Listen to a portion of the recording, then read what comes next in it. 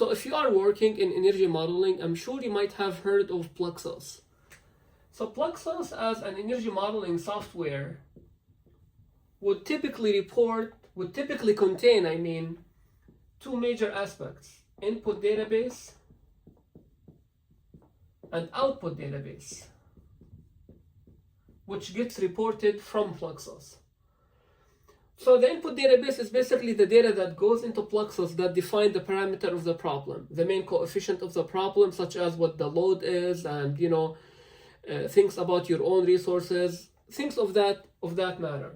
And the output is basically the solution that PLEXOS is suggesting for you.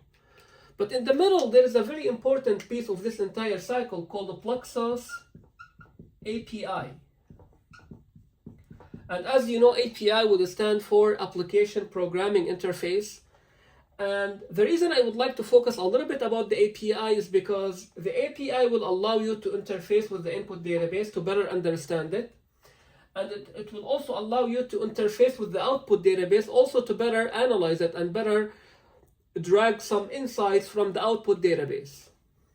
So the PLEXOS API actually is a big game changer, because when it comes to the input database, you can automate your input database. You have a lot of data that should go into PLEXOS. You could automate this process instead of doing it manual.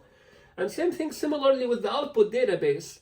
You've got so much data that gets reported from PLEXOS, and you want to understand that data. You want to run some insights. You want to run some data-driven decisions from the data that came from PLEXOS. So the API will help you better understand that data and analyze it in a way that you can tell a story with it.